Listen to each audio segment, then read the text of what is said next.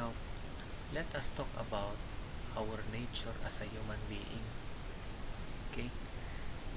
When we speak of nature, it is that which makes a thing what it is, from which it acts accordingly. So, we can know the nature of a thing by looking at its actions. Action follows nature. For example, when we hear barking of a dog, so that act is proper to the nature of a dog.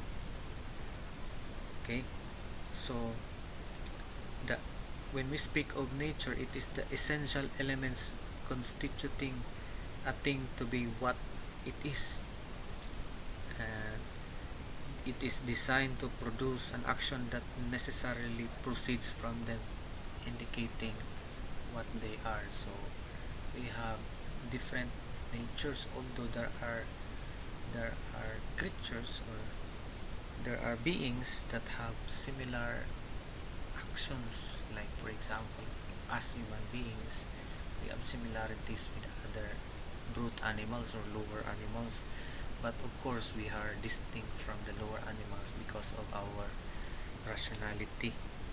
So the operations of man, requiring the use and integration of both, as I have mentioned, our rationality and at the same time our corporeality, meaning referring to our body. The integration of these things is what speaks of our nature. So the human actions of, for example, studying, inventing, communicating, these are examples of nature of a human person. This is what makes us distinct from lower animals, because we are capable of all these things: communicating, inventing, by reason of our rational soul. So we are not just a person, but a human person with both the body and the soul. The integration of our body and the soul is what makes us as a human person. That's why we are also called by some authors as an embodied spirit or an ensouled soul. So both these two complement each other. The human soul has its own functions and operations as much as the human body has. The human person needs the human soul with its faculties in order to know the truth and do what is good. Likewise, the human person also needs the human body in order to actualize or put into bodily order the acts of knowing the truth and of willing the good. So his earthly or bodily existence has spiritual elements. So there are really integrated in the human person. Okay, so it is even affirmed by the teachings of the church. So our bodies are an essential part of our being human, not merely an instrument we used according to our own whims, contrary to those who look down on the body and make it the source of all evil. In our Christian faith, the body is seen as good and honorable, since God has created it and will raise it up on the last day. So God the Son further dignified the body through his incarnation. The Word made flesh, we are being elevated as an adopted son and daughter. So our relationship with others and with God are expressed through our bodies. Okay, so we cannot also see the body as just the source of sin, because it is also a temple of the Holy Spirit. Now, after knowing our human nature, let us now proceed to how morality perfects our human nature. We know that the norms of morality determining what is good to be done from what is evil is in harmony with our rational faculties of intellect and free will. Nevertheless, there are times that the mind may be clouded or blinded by circumstances that may otherwise impair our natural operations as a human nature. Our natural operations as a human person sometimes may impair because of certain circumstances where our mind could not really grasp what is good and what is true. Sometimes as a human being, sometimes we are being blinded by certain circumstances. So the norm of morality that is objective plays an important role in order to guide our minds as to what is really the right thing to do. So this indeed, morality indeed perfects our human nature. Since the rational faculties that reside in the human soul, which is an essential ingredient of human nature, then it is not only the rational faculties that are perfected, but also the human nature, of which faculties are essentially its components. So since we have these so-called rational faculties of intellect and free will that is being helped by morality, but it is not the only thing that is being helped, but also our human nature. So in other words, the norm of morality perfects our human nature, making us more and fully human as a human being. So that's it, and I hope that you were able to get the role of ethics to our human nature. Now let us proceed to the human person as a moral being. Since because of our natural power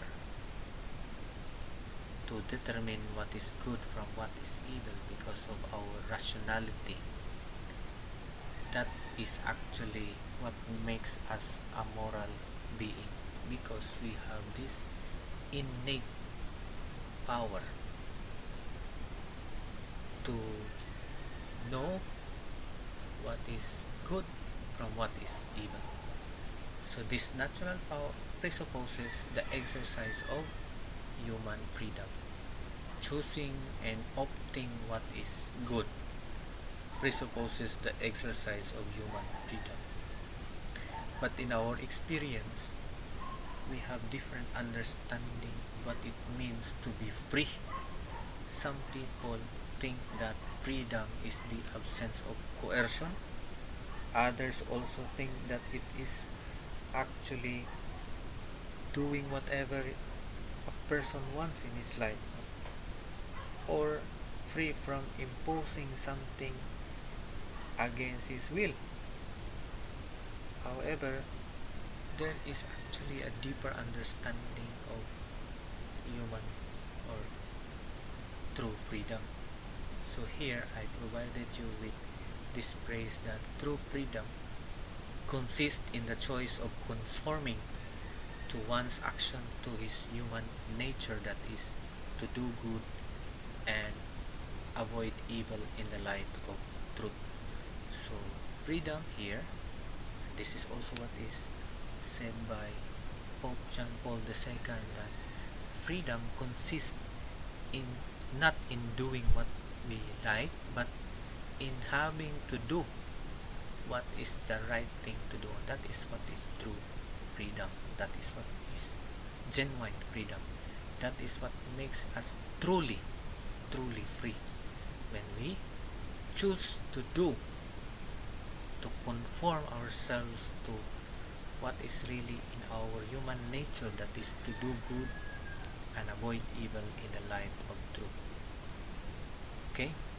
So, I hope you get what it means by a human person as a moral being in its exercise of his natural power to determine what is good from what is evil.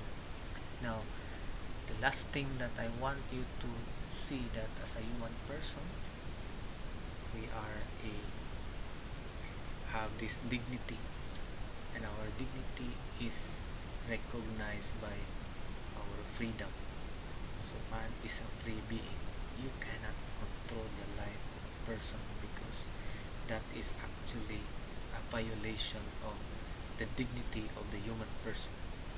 So what does a human person do in order that he live his life with dignity? To live his life with dignity is by living a moral life. Living a moral life is an affirmation of his human dignity. For us Christians, our dignity is actually grounded on our origin. When we speak of origin, as created by God according to his image and likeness. And so, our existence, the meaning of our life, we can only live our life by participation of the life of Christ.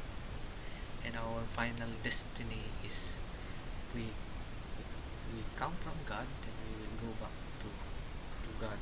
So how are we going to live our life with dignity? That is to live according to the truth that Jesus Christ brings, according to the gospel that he shared to all humanity. So when we live according to the gospel, that is tantamount to living a moral life, and then you are actually living a dignified life in this earth. So that's what it means by a human person.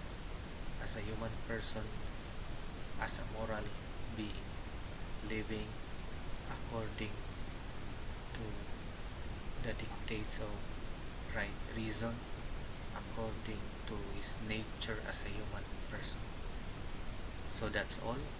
I hope that you are able to understand our nature as a human person, our being human, and what we are supposed to do in order to live a dignified life.